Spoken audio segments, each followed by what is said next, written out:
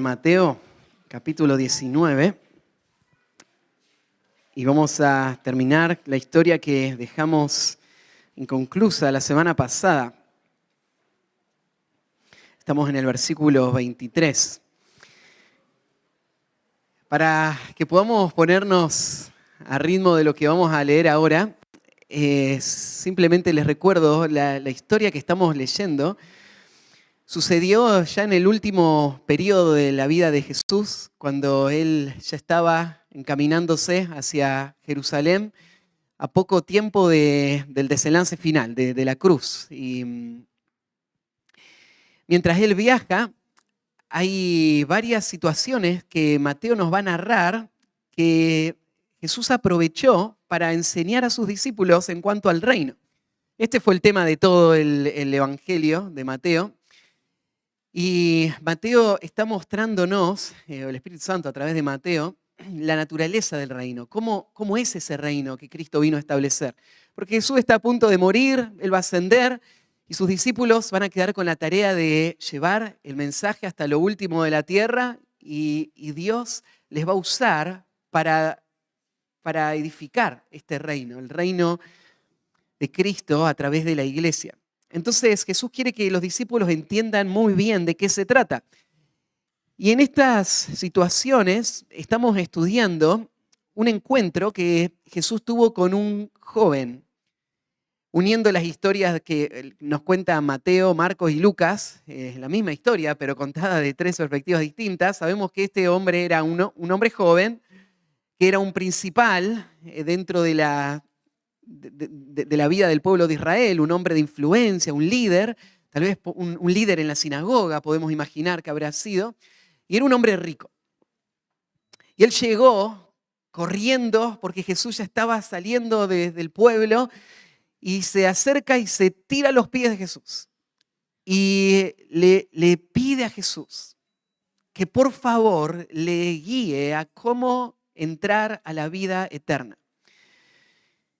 Este hombre no vino pidiendo salud, no vino pidiendo riquezas, él vino pidiendo lo que había que pedir. Él vino con el deseo de tener lo que es más valioso en este mundo, ¿no? Una relación con Dios que esté llena de sus bendiciones, pero más aún, que trascienda la eternidad, una entrada al reino. Así que él vino con este deseo y él está tirado a los pies de Jesús, él está apasionado por esto. Y bueno, ahí vimos la semana pasada esta conversación donde Jesús va a escarbar en este corazón y va a sacar a luz lo que hay ahí. Este hombre había durante toda su vida escuchado que si uno obedecía la ley, entonces Dios le aprobaba y Dios le iba a dar las promesas del Antiguo Testamento en cuanto a ese reino futuro. Pero su corazón no estaba tranquilo. Él se había esforzado, sin duda, él creía haber cumplido todo, pero la pregunta es, ¿qué más me falta? ¿Hay algo más que tengo que hacer para ser salvo? El problema es que él había sido enseñado en una mentira, en un engaño que ha engañado a incontables almas. Le habían hecho creer a este hombre que él podía ganar el favor de Dios con sus obras y que sus actos buenos iban a traer entonces el favor y la bendición de la salvación. Y él lo que le importaba era qué más falta, qué otra cosa buena tengo que hacer. Bueno, Jesús quiere que este hombre sea libre de ese engaño y así que lo que decide es exponerlo. Y lo enfrenta a la ley. Y le dice, bueno, si querés ser bueno, el estándar está ahí, es la ley, cumplí toda la ley. Y este joven tan autoengañado se creía un bueno frente a ese estándar. Él miraba la ley y decía, todo esto yo lo cumplo. Él no entendía la profundidad de su pecado. No entendía que la ley no solamente estaba hablando de algunas marcas externas de obediencia, sino de un corazón que no tenga ninguna marca de pecado. Él tenía que ser perfecto. Y entonces la ley no solamente hablaba de acciones, sino de intenciones también. No había que ni codiciar nada que tenga nadie. Y Jesús puso ahí ese detalle final, ama a tu prójimo como a ti mismo. La ley decía que vos tenías que vivir una vida totalmente desinteresada, sirviendo y entregándote por todos a tu alrededor, sin pensar en tus intereses. Y este hombre tan cegado sigue creyendo que él había cumplido con todo. Así que le dice, todo esto lo guardé, chico, ¿qué más me falta? Y Jesús le dice, bueno, si quieres ser perfecto, anda, vende todo lo que tienes, dalo a los pobres y vas a tener tesoros en el cielo. Claro que Jesús no está sugiriendo que la salvación se gana con ofrendas. Pero Jesús, que conocía el corazón de este hombre, sabe que este hombre está ciego a su propia condición. Él no ama a su prójimo como a sí mismo. Él no ha cumplido toda la ley. Él ha vivido para sus propios deseos. Y su verdadero Dios son las riquezas de este mundo. Así que fue fácil para Jesús exponerlo. Él le dijo, bueno, vendé todo y si realmente amás a Dios con todo tu corazón, mente, alma y fuerza, y si amás a tu prójimo como a ti mismo, entonces esto no va a ser ninguna dificultad, ¿no? Vos vendés, repartís todo y ahora estás libre de cualquier preocupación para solamente tener una ocupación, seguirme. Y vení conmigo y hacé todo lo que yo te guío a hacer. Acordate, entre paréntesis, que Jesús está yendo hacia Jerusalén, donde Él va a ser rechazado y donde sus discípulos van a ser rechazados. Así que Jesús le está diciendo a este hombre, seguime hacia ahí, hacia la cruz. Y sabemos cómo terminó la historia. Él se va a alejar de Jesús, le va a dar la espalda al Señor y se va a alejar habiendo sido entristecido. Y hace una aclaración y es porque tenía muchas posesiones. Tenía muchas posesiones. Lo que este hombre evaluó cuando Jesús le dijo que tenía que vender todo y darlo y seguirlo, él puso en la balanza como un buen negociante si esto le convenía o no. Y en un momento, él decidió que lo que él tenía era más valioso que lo que Jesús ofrecía.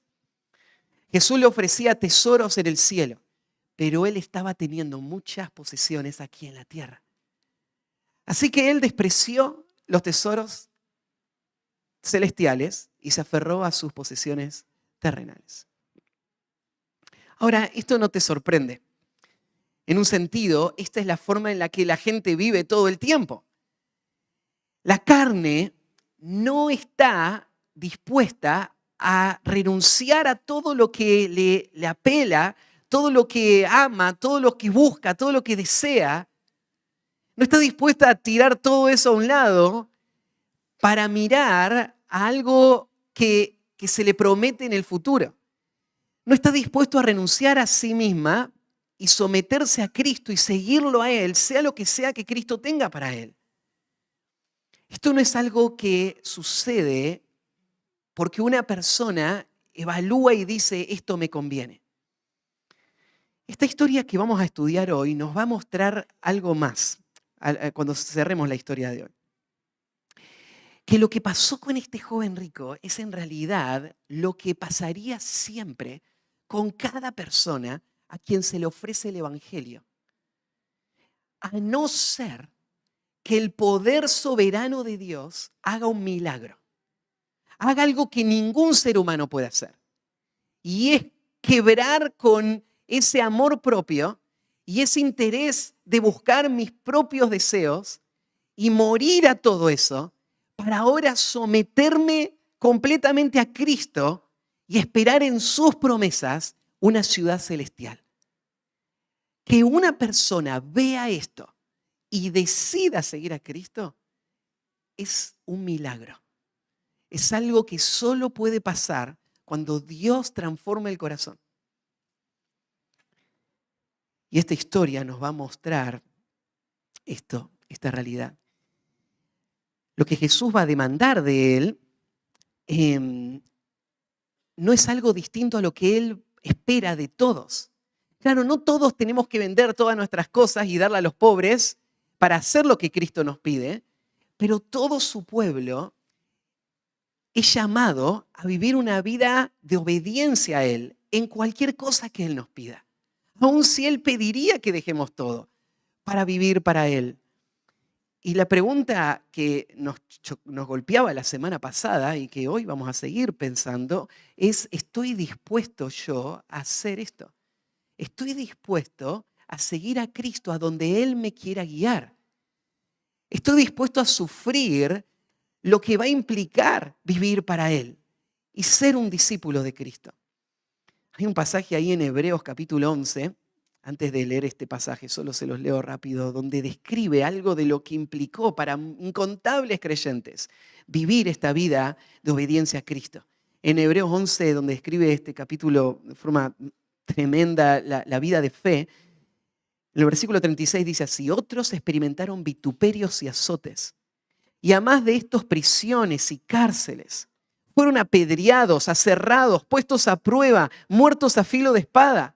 Anduvieron de acá para allá cubiertos de pieles de ovejas y de cabras, pobres, angustiados, maltratados, de los cuales el mundo no era digno, errando por los desiertos, por los montes, por las cuevas y por las cavernas de la tierra.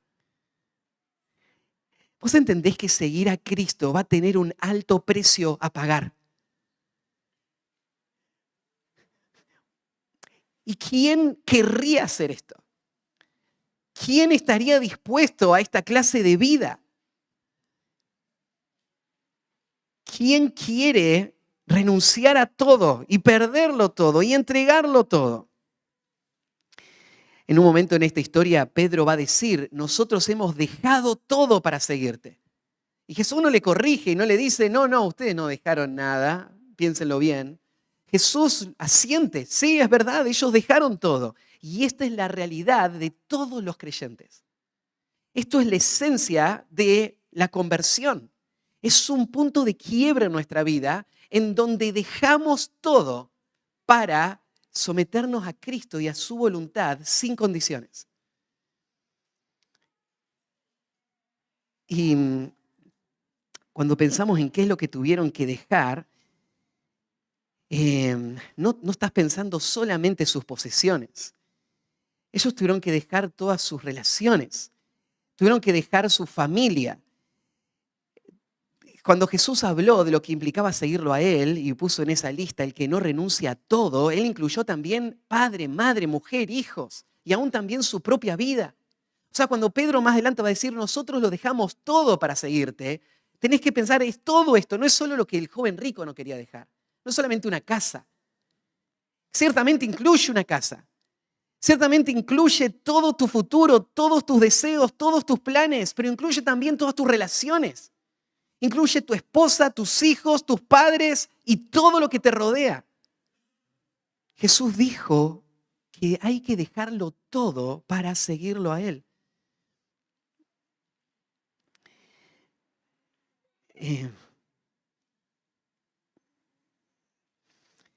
Entonces, este pasaje nos va a enfrentar con dos respuestas a este llamado de Cristo. Porque vamos a ver al joven rico dándose la vuelta y diciendo, no vale la pena. El joven rico pensando, las cosas que amo, las cosas que disfruto, las cosas de este mundo, valen más que todo lo que Jesús me está ofreciendo. Y él se va entristecido. Y por el otro lado, vemos a los discípulos que ellos sí dejaron todo para seguir a Cristo. Y vamos a escuchar a Jesús darle promesas eternas a sus discípulos. Estas promesas son para todos los que han dejado todo y siguen a Cristo, para cada hijo de Dios a través de todos los tiempos. Entonces, el pasaje de esta mañana yo lo titulé Riquezas presentes y recompensas eternas. Riquezas presentes y recompensas eternas. Y vamos a ver estas dos realidades y estas dos respuestas a Cristo y a su llamado de seguirlo a Él.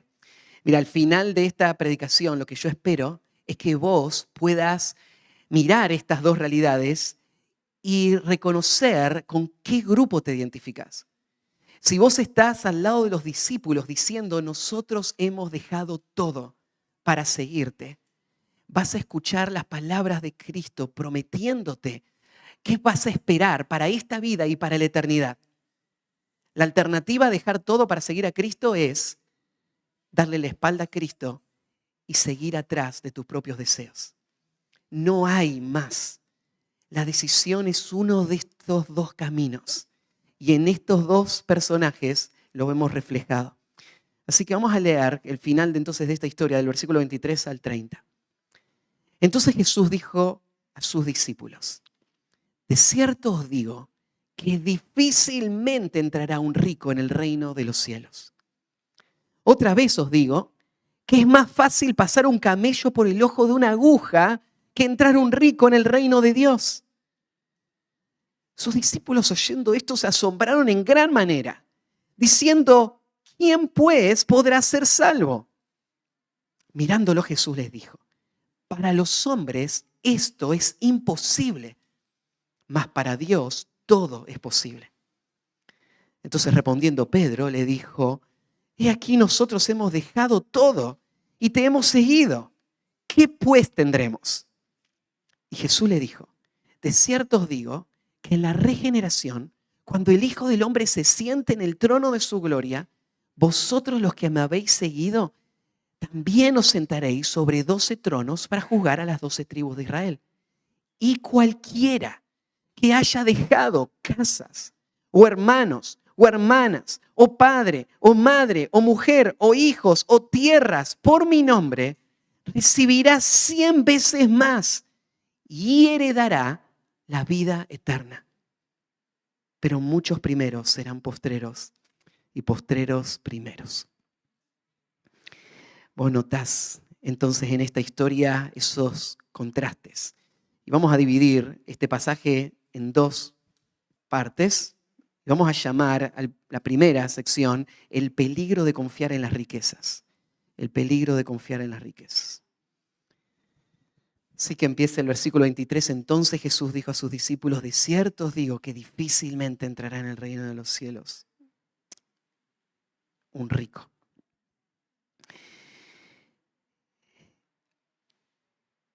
Ahora Jesús va a tomar esta oportunidad para hablar a sus discípulos y enseñarles en cuanto a el reino y en cuanto a la salvación, frente a lo que acaba de pasar con este joven, que parecía estar tan preparado para el Evangelio, pero cuando lo confrontaron con las demandas del Evangelio, salió a luz de que él no estaba dispuesto a pagar el precio de seguir a Cristo. Entonces, hablamos la vez pasada, a veces el que parece más cerca del reino es el que está más lejos del reino. El que parece más lejos del reino es el que está más cerca del reino, el niño.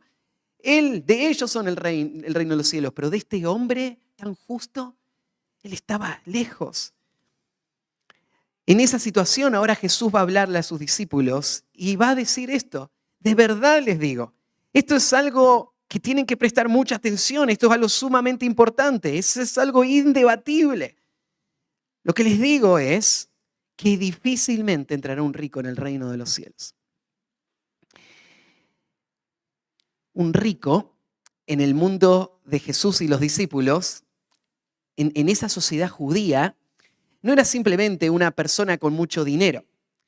Era una persona que por tener todos estos recursos era considerada una persona que estaba bajo el favor de Dios. Esto lo podés explicar por cómo el Antiguo Testamento habla de el cuidado de Dios por su pueblo. ¿Se acuerdan en la ley cuando Dios le dice a su pueblo que Él quiere bendecirles? Y si ellos le obedecen y cumplen la ley, Dios les iba a abrir las ventanas del cielo. Dios iba a llenarles de riquezas y ellos iban a disfrutar de todo el favor de Dios. Entonces, cuando un judío estaba lleno de riquezas, lo que en general se creía era: este hombre muestra que Dios le está favoreciendo. No solamente el rico mostraba que Dios le favorecía, sino que el rico, por tener muchas riquezas, podía hacer muchas cosas que la ley demandaba y que para otros eran más difíciles. Por ejemplo, un rico podía dar mucho dinero. Y para los judíos, dar mucho dinero era una forma en la que mostraban piedad. Y era una forma de ganar el favor de Dios. Entonces estos hombres podían hacer estas cosas, a diferencia de los pobres que no tenían mucho que ofrecer.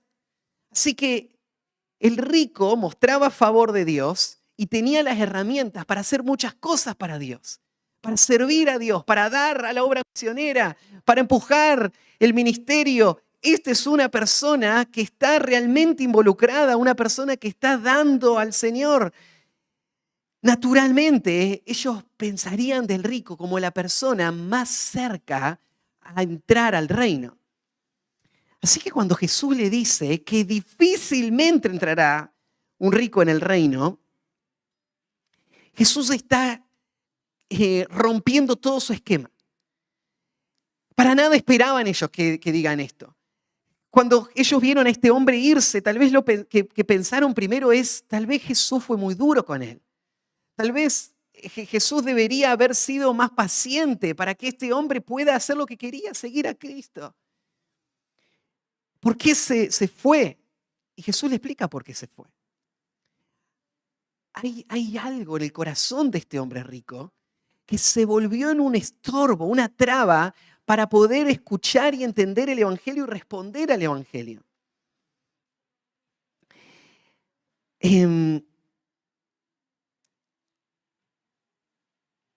Ahí Marcos también agrega un detalle importante cuando cuenta la historia paralela, en Marcos 10:24, dice, hijos, cuán difícil es entrar en el reino de Dios a los que confían en las riquezas.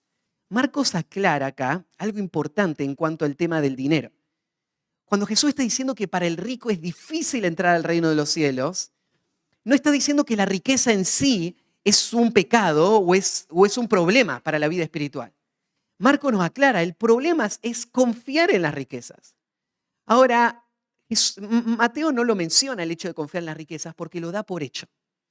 Una persona que tiene muchas riquezas va a ser mucho más propensa a ser autosuficiente, a confiar en sus propias capacidades, a resolver las cosas con su dinero.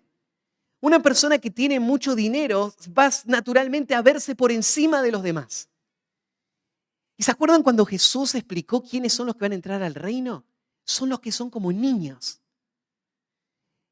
Así que pensá en este hombre que tiene tantas riquezas, lo difícil que es para él considerarse un niño, vulnerable, dependiente, necesitado, sometido completamente a la voluntad de Dios. Las riquezas por sí solas generan una presión en el alma especial. Ahí en 1 Timoteo 6, Pablo habla de las riquezas de esta manera, en el versículo 9, porque los que quieren enriquecerse caen en tentación y lazo, y en muchas codicias necias y dañosas que hunden a los hombres en destrucción y perdición. Porque raíz de toda clase de males es el amor al dinero, el cual codiciándolo algunos se extraviaron de la fe y fueron traspasados de muchos dolores. ¿Entendés el peligro que representan las riquezas? No sé si vos lo has pensado de esta manera cuando estás pensando en lo que te gustaría tener. Claro, uno piensa en las ventajas de la riqueza, ¿no? Si tuviese más dinero, podría tener más tranquilidad. Si tuviese más dinero, podría tener más recursos para hacer lo que creo que es importante, ¿no? Podría estar sirviendo al Señor sin tener que trabajar, podría estar dando a la obra. Si tuviese más dinero, podría hacer mejor mi trabajo, no tendría que estar todo el tiempo afuera de casa, podría estar en casa cuidando a mi familia. Y pienso, hay beneficios del dinero.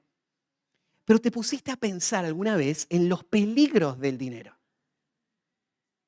¿Te pusiste a pensar de cuántas personas creen que la solución de su vida sería lograr ese dinero que resolvería todos sus problemas? Y no saben que es sumamente difícil que un rico entre al reino de los cielos. Sumamente difícil. Porque el dinero en sí trae acompañadas presiones al alma que han sido las responsables de la perdición de incontables almas.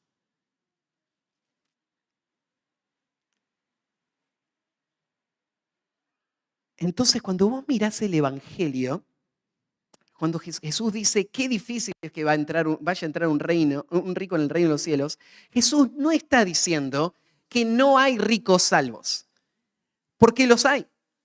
Hay algunos ejemplos aún en las Escrituras Si pensás entre los discípulos, por ejemplo, entre ellos mismos que estaban escuchando, tal vez el más rico habría sido Mateo mismo, ¿no? Que habría sido un cobrador de impuestos. No se nos dice exactamente cuánto tenía, pero de los oficios que tenían los demás y cómo se manejaban, vos podés imaginar, tal vez Mateo era el que tenía más recursos. Pero es una excepción. ¿Los demás quiénes son? Son hombres sin letras y del vulgo. Es gente insignificante. Los discípulos del Señor no eran personas poderosas, ricas, influyentes, para nada. En el ministerio de Jesús, ¿se acuerdan que le dice a los discípulos de Juan, cuando viene a preguntar si él era el Mesías, le dice, vayan y díganle a Juan las cosas que ven? Y los ciegos reciben la vista, los enfermos son sanados y a los pobres les es anunciado el evangelio del reino. El ministerio de Jesús circuló alrededor de pobres todo el tiempo. Y sí hubieron algunos ricos que se convirtieron, Zaqueo podría ser un ejemplo, ¿no? Pero siempre ves que es una excepción. Cuando Jesús dice entonces, difícil es que un rico entre al reino de los cielos, no está diciendo que el rico no puede entrar, no hay ningún rico que va a entrar al reino de los cielos, ni está diciendo que sea solo difícil para el rico.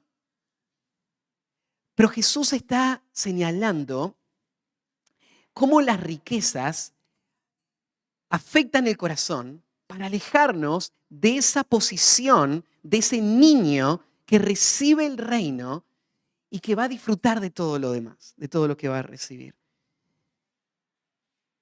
En 1 Corintios capítulo 1 también está ese pasaje donde Pablo le hace ver a los corintios que entre ellos no había muchos ricos. Mira, entre ustedes no hay muchos nobles, no hay muchos poderosos, no hay muchos ricos.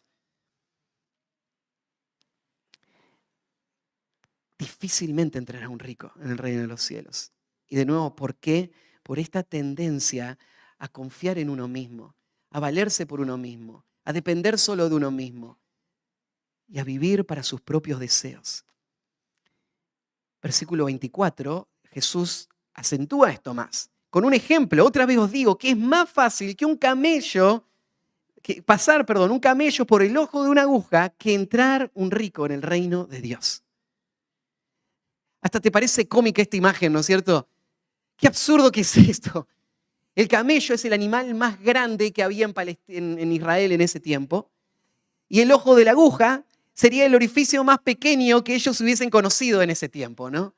Sin tener microscopios ni nada más. Así que Jesús toma los dos extremos y agarra el animal más grande y agarra el orificio más pequeño y le dice, déjame ilustrarte cuán difícil es que un rico entre al reino de los cielos. Sería como pasar este camello por el ojo de esa aguja. Es una hipérbole, es una exageración, pero para mostrar este punto, esto es algo imposible. Similar a cómo Jeremías 13:23 habla de la necesidad del cambio del pecador y dice, ¿mudará el etíope su piel y el leopardo sus manchas? Así también podréis vosotros hacer el bien estando habituados a hacer el mal.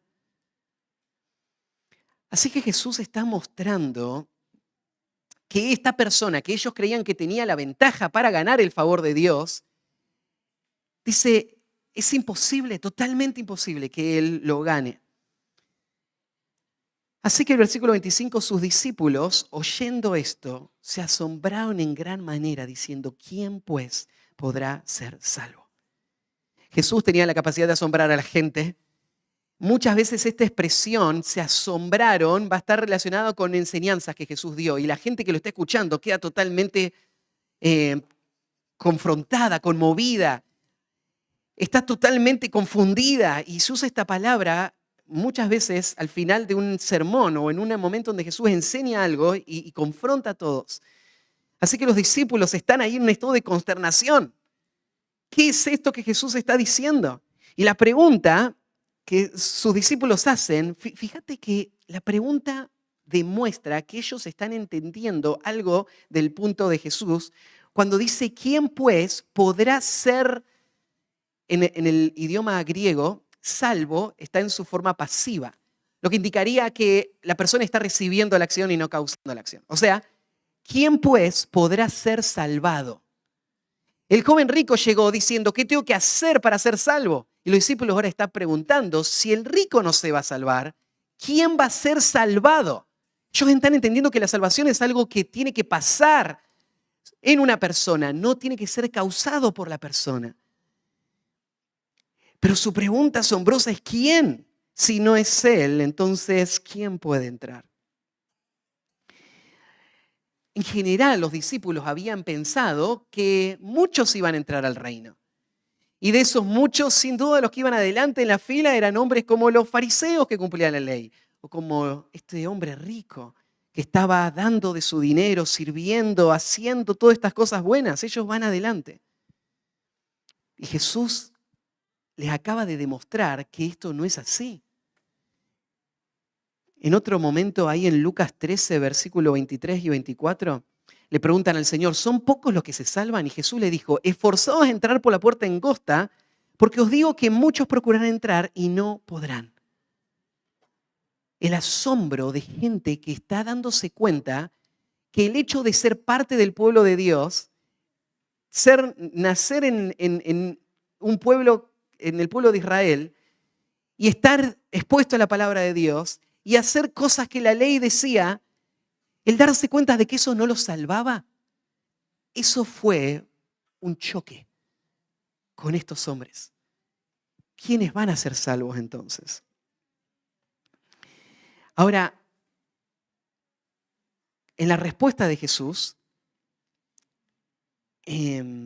vas a ver algo más. Jesús no solamente va a decir que para un rico es difícil entrar. No solamente decir, para un rico es muy difícil entrar. No solamente decir, bueno, cuando logre meter un camello por el ojo de una aguja, ahí va a entrar un rico en el reino de los cielos. Sino que ahora Jesús va a decir, esta es la condición de todos los hombres. Miren el versículo 26. Y mirándolo Jesús les dijo, para los hombres esto es imposible. Mira, Jesús está ofreciéndole la vida eterna a un hombre que quiere la vida eterna. Desesperadamente quiere la vida eterna. Vino corriendo, se postró, le dijo, ¿qué tengo que hacer para ganar la vida eterna? Y Jesús le presenta el evangelio a esta persona. Y lo que pasó con ese hombre rico es que para Jesús lo que siempre pasaría con cualquier persona a quien se le ofrezca los términos del evangelio. Porque no está en la carne el poder hacer lo que Dios le dijo a ese hombre rico que tenía que hacer. Es imposible que un hombre responda a las demandas del evangelio. Es imposible que un hombre pueda ver que tesoros en los cielos es más valioso que sus intereses acá en la tierra. Eso nunca va a pasar. No solamente con el rico, con los hombres. Ahí el explicar la palabra imposible dejó afuera cualquier duda. Si todavía pensabas que podrías crear una aguja gigante y meter un camello a presión, Jesús acá no te deja ninguna duda. Es imposible, no está en la capacidad de ningún hombre. Literalmente la palabra significa eso, no poder. No hay capacidad. No es posible. Ahora imagínate que Jesús dejase su respuesta ahí. ¿Quién podrá ser salvo? ¿Quién va a tener la vida eterna? Y Jesús dice, para los hombres esto es imposible. De hecho lo es. Nadie jamás va a poder responder al llamado del evangelio y ser librado de ese amor propio para rendir toda su vida a Cristo y vivir para lo eterno. Eso es imposible, nadie lo puede hacer. Bueno, entonces, ¿qué nos queda? ¿Qué es seguir a Cristo entonces? ¿Quién va a poder hacerlo? Y gloria a Dios por la segunda parte, cuando dice, más para Dios todo es posible. ¿Ustedes conocen este atributo de Dios? Ustedes saben cómo los teólogos lo llaman el atributo de la omnipotencia. Muchos pasajes en el Antiguo y el Nuevo Testamento reafirman esta verdad, que Dios todo lo puede. ¿Habrá alguna cosa difícil para Dios? No solamente Dios puede hacer todas las cosas, Dios lo puede hacer sin esforzarse, sin cansarse. Nada es difícil para Él. Entonces, para los hombres esto es imposible, pero acá está el tesoro del Evangelio. Dios es un Dios de los imposibles. Y Dios es el que salva. El hombre no participa de su propia salvación junto con Dios. El hombre no inicia su salvación, no completa su salvación. El hombre no tiene ningún poder ante su salvación. Pero esta es la buena noticia. Para Dios todo es posible. Aún salvar a un hombre que vive toda su vida engañado por la justicia propia, viviendo ocultas para sus propios ídolos, viviendo para sus propios deseos. Dios puede salvar a cualquier persona, aún a un rico. Y entonces, lo que vimos hasta ahí es el peligro de confiar en las riquezas.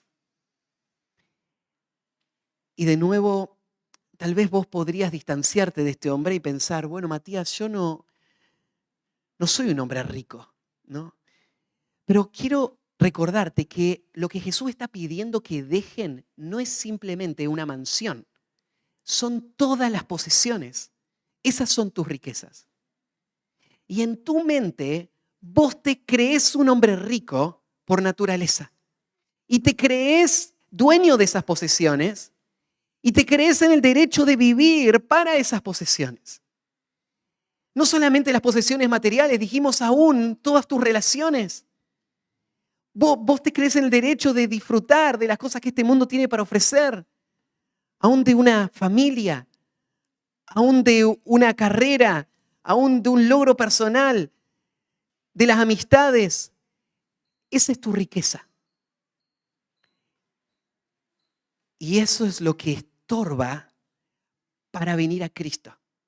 Eso es lo que pone una barrera para que yo pueda venir en sus términos, como un niño, y recibir lo que Él está ofreciendo. Así que vimos el peligro de confiar en las riquezas. Ahora veamos la recompensa por dar la espalda a las riquezas. La recompensa por dar la espalda a las riquezas. Entonces respondió Pedro. No nos sorprende, ¿no? Él es el vocero del grupo. Él es el que habla antes de pensar, ¿no? Y de forma impulsiva, de nuevo, él va a hablar de parte de todos. Y dice, he aquí nosotros lo hemos dejado todo y te hemos seguido. ¿Qué pues tendremos? Esta respuesta impulsiva de Pedro viene a partir de una evaluación que él hace. Jesús está hablando del joven rico y le está diciendo, él no estuvo dispuesto a darlo todo. Y entonces, él no va a entrar a la vida. Pero Pedro se está mirando y está diciendo, pero yo sí. Y mis compañeros sí. Pedro lo que está afirmando es que esto le describe a él. Él es uno de los que dejó las riquezas. Él es uno de los que dejó todo. Y esto que está describiendo a Pedro, no solamente describe a Pedro, no solamente describe a los 12, esto va a describir a todos los que van a heredar la vida, como vamos a ver hasta el final. Nosotros lo hemos dejado todo y te hemos seguido. Déjame preguntarte, ¿vos podrías asociarte con Pedro a esta afirmación? Yo soy uno de los que hemos dejado todo y te hemos seguido. Es muy importante que puedas decir que sí. Porque si vos no podés decir que sí, entonces vos no sos uno de los que va a entrar al reino. No sos uno de los que va a tener vida eterna. Porque los que dejan todo, Jesús va a decir más adelante, van a tener las recompensas y la mayor recompensa va a ser tener la vida eterna, que lo va a poner al final de la lista. Entonces, la pregunta es esto, ¿sos vos uno de los que ha dejado todo para seguir a Cristo? Decís, Matías, ¿cómo hago esa evaluación? Porque yo me veo todavía luchando con mis propios deseos e intereses. Hay cosas que Cristo está demandando de mí y yo no he sido tan pronto a responder. Mi deseo de protegerme, de proteger mis cosas, de proteger mis deseos, mi futuro, mis relaciones, me han llevado a desobedecer a Cristo muchas veces. Bueno, déjame responder esta pregunta. ¿Los discípulos habían dejado todo para seguir a Cristo? En un sentido, vos podrías pensar, ellos seguían luchando igual que vos y que yo. ¿O no los vemos a los discípulos una y otra vez luchando con el deseo de preeminencia? Cuando dicen, Señor, déjame sentarme al lado tuyo, a la derecha o a la izquierda. ¿Ellos dejaron todo para seguir a Cristo o estaban buscando sus propios deseos o sus propios intereses? Bueno, había una lucha, ¿no? Esta muerte fue real, pero aún requirió la madurez del crecimiento para que se pueda expresar y ver cada vez más clara que ellos sí habían abandonado todo. Porque aunque luchaban con sus deseos, aunque luchaban con sus planes, con sus proyectos, con los deseos de preeminencia, en realidad su identidad era esta. Ellos sí habían dejado todo el día que recibieron el llamado de Cristo. ¿Y a qué está haciendo referencia Pedro cuando dice, nosotros hemos dejado todo? Bueno, vos te acordás, ¿no es cierto?, cómo Jesús, cuando fue al mar y los encontró, por ejemplo, ahí pescando, les llamó, síganme, venid en pos de mí, os haré pescadores de hombres. Y por ejemplo, ahí en Mateo capítulo 4, versículo 20, va a decir, entonces, dejando al instante las redes, le siguieron. Después el 21 sigue, pasando de allí vio otros dos hermanos, Jacobo, hijo de Zebedeo, y Juan, su hermano, en la barca con Zebedeo, su padre, que remendaban sus redes, y lo llamó. Y ellos, dejando al instante la barca y su padre, le siguieron. Mateo mismo, en el capítulo 9, versículo 9, pasando Jesús de allí, vio un hombre llamado Mateo que estaba sentado al banco de los tributos y le dijo, sígueme. Y él se levantó y le siguió. Entonces, a esto se está refiriendo Pedro. Nosotros le hemos dejado todo para seguirte. Y eso implica el negocio que tenían, las barcas, su propia casa, su oficio, sus relaciones, a su padre en la barca. Hemos dejado todo para seguirte.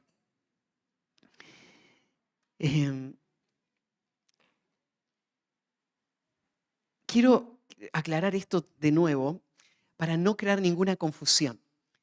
Estoy diciendo que la salvación depende de tu decisión de dejar todo. Eso es algo absurdo. Ya dijimos que para los hombres la salvación es imposible.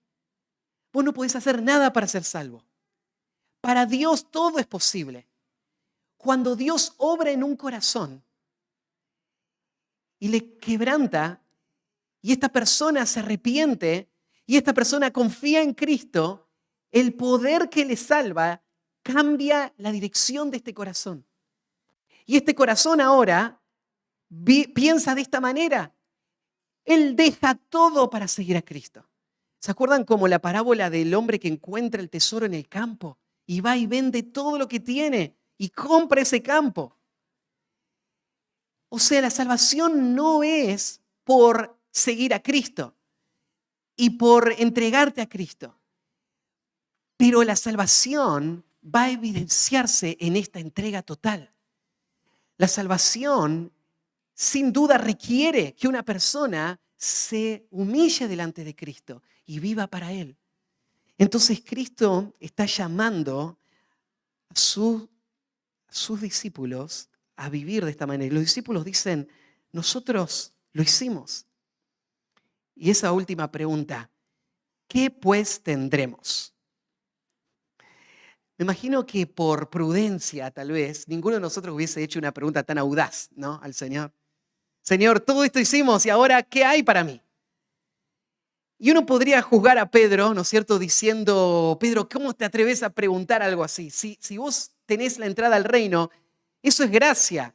¿Qué más querés? Ahora, Jesús no lo confronta a Pedro.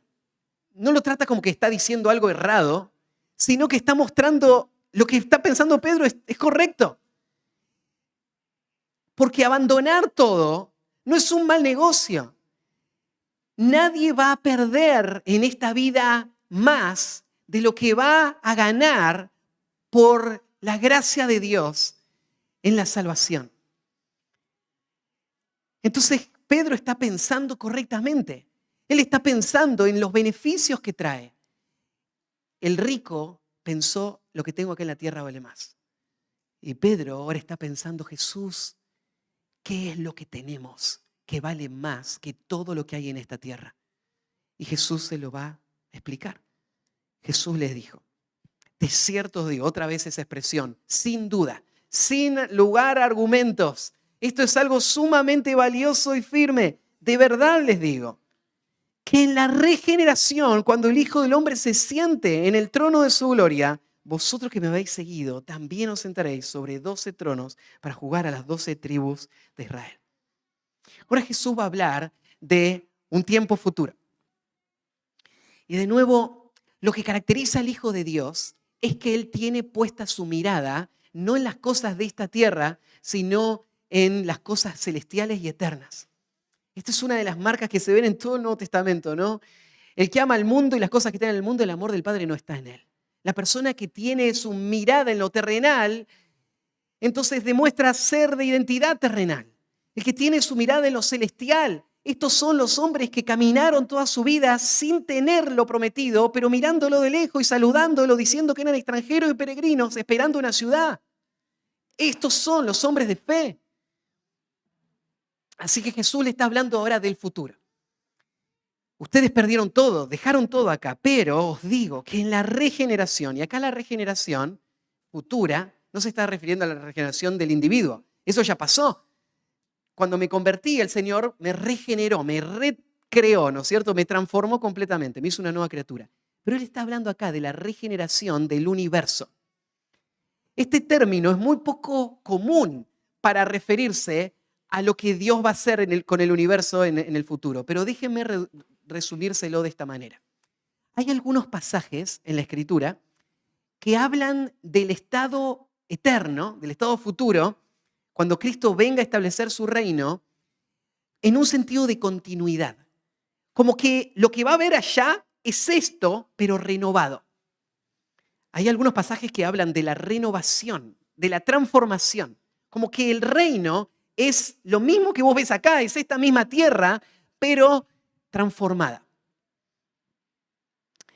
Hay otros pasajes, este sería uno de estos pasajes, que hablan de la regeneración de esta tierra.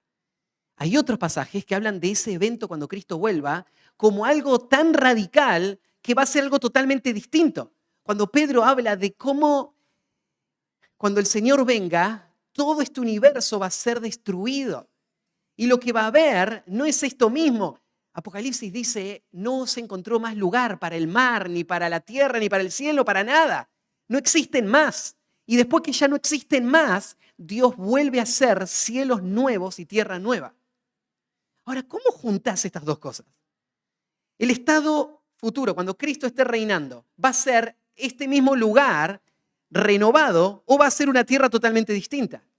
Y vos tenés que entender que en el programa futuro de Dios, esta era venidera se puede entender de esta manera. La era venidera va a comenzar con un reino de transición en donde este mundo va a ser restaurado.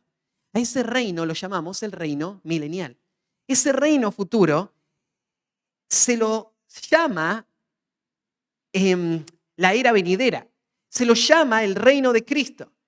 Pero Cristo va a estar en este planeta, en la tierra que hoy conocemos. Va a estar en la ciudad de Jerusalén, de donde nosotros hoy podríamos ir a visitar, en ese mismo lugar. Y con su poder, Él va a restaurar todas las cosas. Pero ese reino va a durar 1000 años, según lo dice Apocalipsis capítulo 20. Y después cuando Satanás sea soltado, va a haber una rebelión que va a ser destruida por Cristo. Y después de eso, antes del juicio del gran trono blanco, ya no hay más lugar donde se encuentre el cielo y la tierra. Y frente a ese juicio se van a decidir todos los destinos y va a comenzar un estado eterno, sin ninguna alteración, con un cielo nuevo y una tierra nueva. Entonces, acá Jesús está pensando en el reino y usa este término regeneración para referirse al reino milenial. Jesús está hablando del milenio acá, ¿sí? en la regeneración, cuando el Hijo del Hombre se siente en el trono de su gloria. De lo que está hablando acá es de lo que habla Daniel en el capítulo 7. El trono de su gloria, podríamos tomarlo como una descripción, es el trono glorioso de Cristo. Presta atención a cómo es el trono glorioso de Cristo. En Daniel 7:9 dice así: estuve mirando hasta que fueron puestos tronos. Una visión que Daniel va a tener. Y se sentó un anciano de días, cuyos vestidos eran blancos como la nieve, y el pelo de su cabeza como limpia lana. Su trono llama de fuego, y las ruedas del mismo fuego ardiente. Un río de fuego procedía y salía delante de él. Millares y millares le servían, y millones de millones asistían delante de él. El juez se sentó, y los libros fueron abiertos. Ese es el trono de la gloria. Ese es el trono en el que Cristo se va a sentar. Ese es el trono del cual Él va a regir el mundo con vara de hierro. Entonces Él dice, ¿cuándo en la regeneración el Hijo del Hombre se sienta en su trono de gloria? Vosotros que me habéis seguido. Fíjate, dejar todo y seguirle son dos partes de la misma ecuación.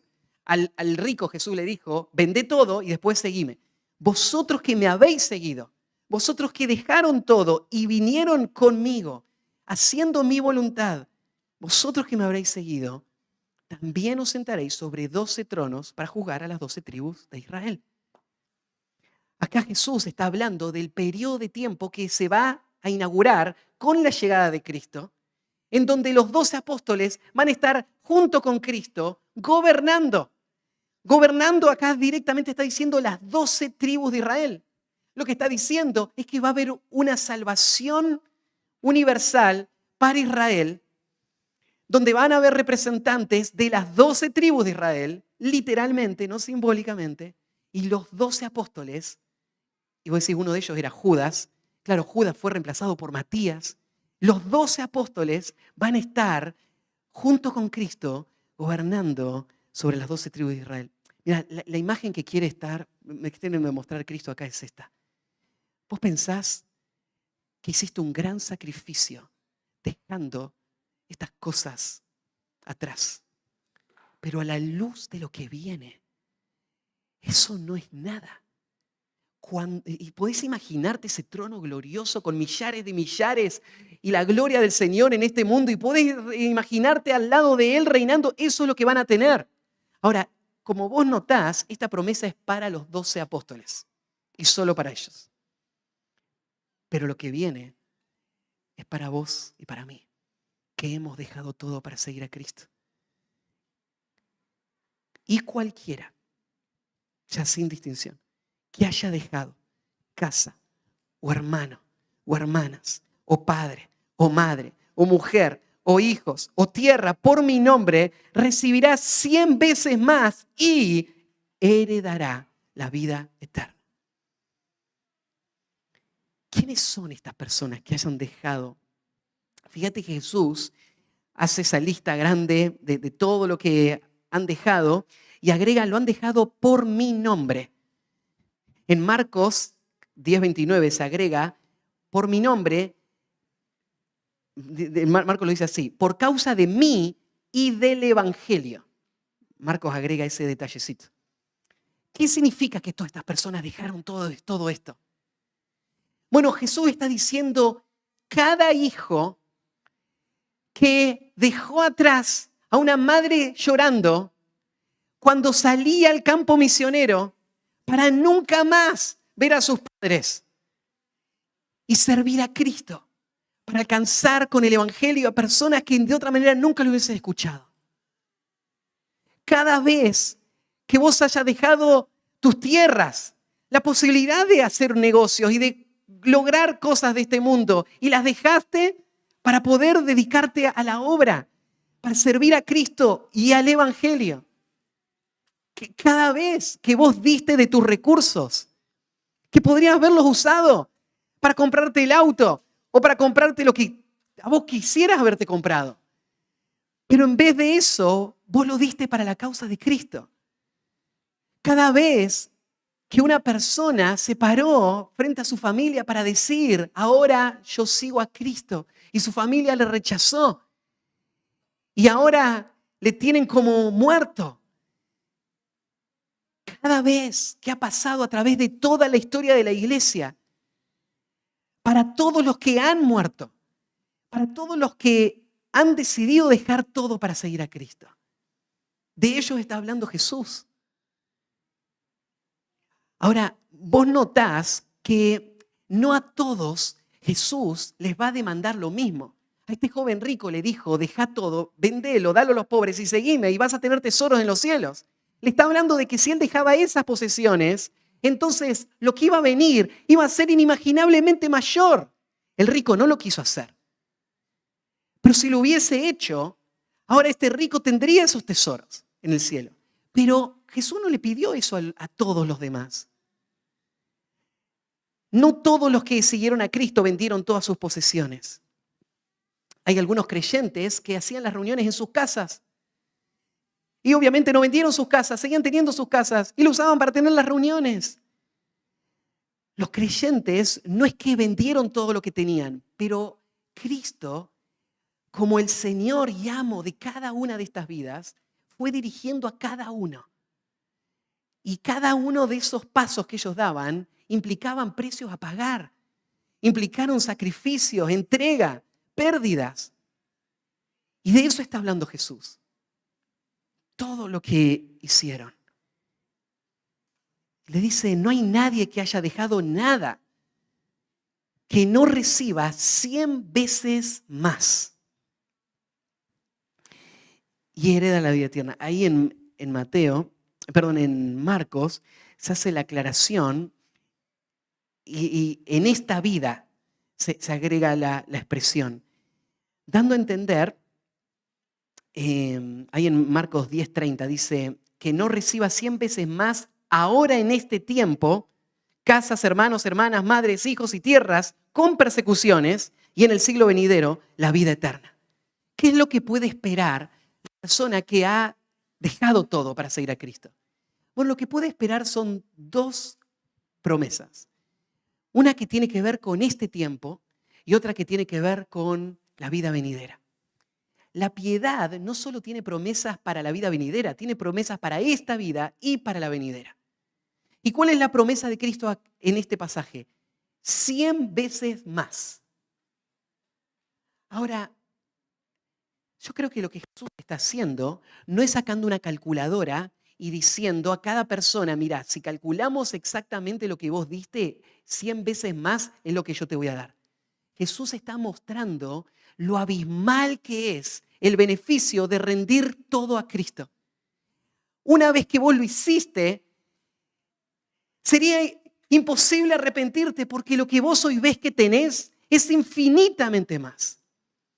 Entonces, él señala, por ejemplo, en el pasaje que leímos recién, qué es lo que van a recibir. Mira, van a recibir casas, hermanos, hermanas, madres, hijos y tierras.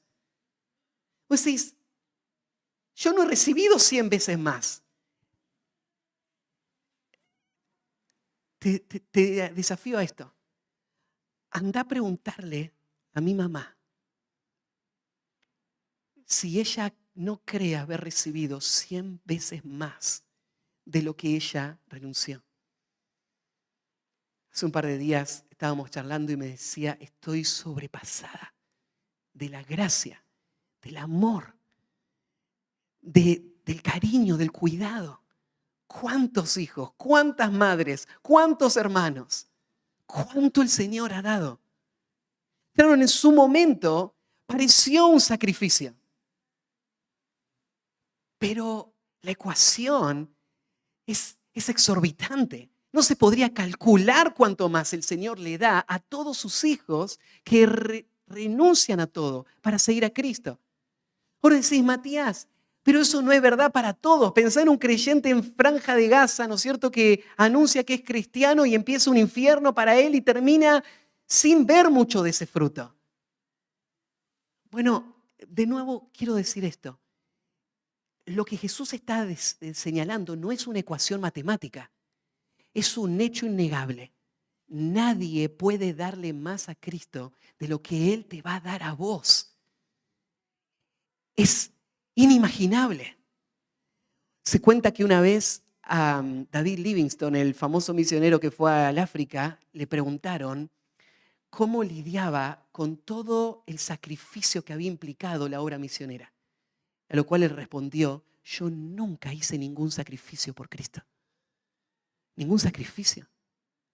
Él pasó la gran mayoría de su vida perdido en el medio de la nada, renunciando a todo lo de este mundo que él tenía. Ningún sacrificio, bueno, pero tenés que entender, ningún sacrificio a la luz de todo lo que esto significa para él hoy y para él por la eternidad.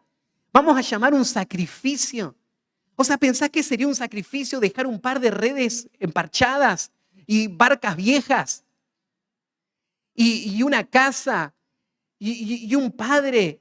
¿Pensás que es un sacrificio dejar eso para estar delante del trono glorioso de Cristo, gobernando con Él sobre todas las 12 tribus de Israel y teniendo 100 veces más en esta vida? Y escuchá lo último: y la vida eterna. Y la vida eterna. ¿Jesús está diciendo que la vida eterna se gana por dejar cosas o esforzarse? No, esto es una obra de Dios. Dios convierte el corazón. Pero los que tienen la vida eterna son personas que han dejado todo. Y solo ellos. Por eso Jesús dice que la vida eterna la tienen los que han dejado padre, madre, mujer, hijo y aún también su propia vida. Ellos son los que tienen la vida eterna. ¿Qué tesoro más grande podría haber en este mundo?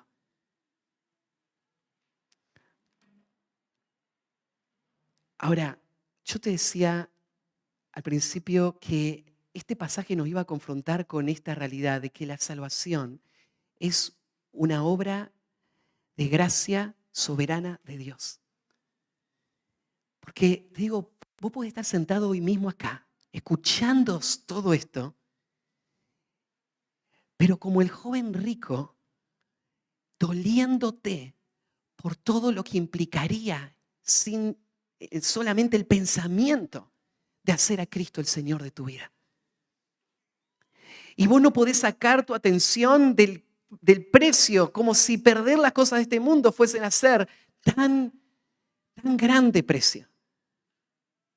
Pero cuando la gracia de Dios obra en un corazón y lo ablanda a la verdad del Evangelio y trae convicción y le muestra la gloria de Dios en la faz de Jesucristo, ¿saben lo que ve ese corazón? Como los santos de Hebreos 11. Por la fe, ellos ahora dejan atrás toda su vida para buscar una ciudad celestial. Y cuando alguien se endurece y quiere vivir para este mundo, no deberíamos sorprendernos. Es imposible para un hombre ser salvo. Lo que tendremos que hacer es clamar al Señor. Porque aunque es imposible para los hombres, es posible para Dios. Dios puede cambiar ese corazón.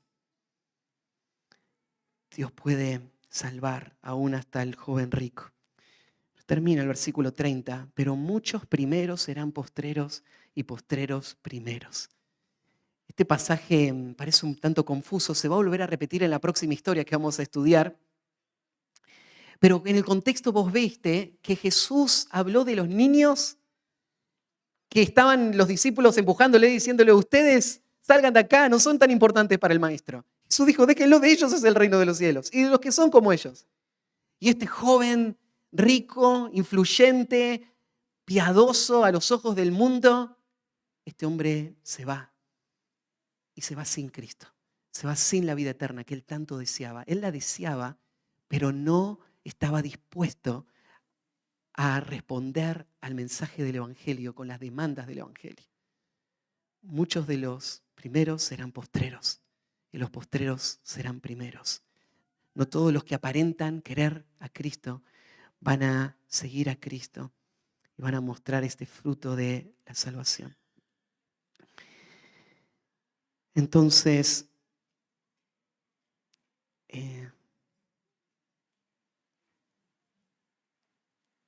al comienzo de la predicación yo les decía: vos vas a ser forzado a tener que ubicarte en uno de estos dos campos. Vos sos de los que han dejado todo para seguir a Cristo y tu vida está en sus manos y estás esperando solamente sus instrucciones para seguir avanzando por fe y viviendo para lo eterno con todas tus fuerzas, o vos sos como el joven rico que está protegiendo tu, tu barca vieja y tus redes emparchadas y estás afuera del reino. ¿Cuál de los dos sos? Para Cristo no hay más alternativas. Y este llamado, esta mañana, es un llamado a responder a este evangelio como este joven rico debería haber respondido. En obediencia, en humildad, como un niño. Y diciendo, sí, Señor, acá estoy. ¿Se acuerdan a Jim Elliot que dijo esas famosas palabras? No es necio, no es tonto el que entrega lo que no puede retener para ganar lo que no puede perder. Este hombre que dio su vida para llevar el evangelio a los Aucas pensó de esta manera. Es un buen negocio. No es tonto entregar lo que voy a perder para ganar lo que nunca voy a perder. Que el Señor nos ayude a ver de esta manera la vida y su llamado. Oramos. Padre, gracias por la exhortación de este pasaje esta mañana que nos expone, porque todavía, al igual que muchos discípulos, hay lucha en nuestro corazón. Y a veces quisiéramos nuestro reino, nuestros deseos, nuestros beneficios. Ayúdanos a hacer morir todo esto como algo que no nos representa. Y ayúdanos a mantenernos en ese altar de consagración, rindiendo nuestra vida a ti como una ofrenda, un sacrificio vivo, santo, agradable a ti. Ayúdanos, Señor, a mirar las cosas de arriba, no las de la tierra. Y saber que estamos muertos a este mundo y vivos para Cristo.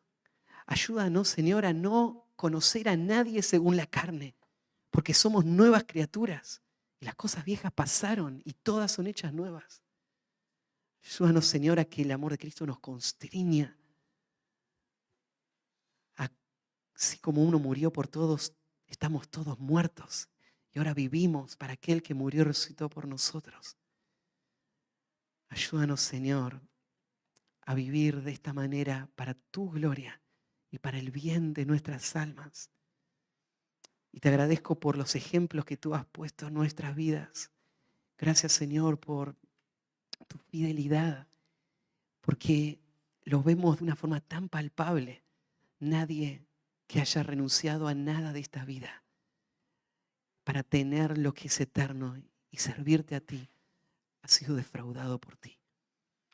Ayúdanos, Señor, a seguir confiando en estas promesas y caminando por fe cada día. En el nombre de Cristo Jesús. Amén.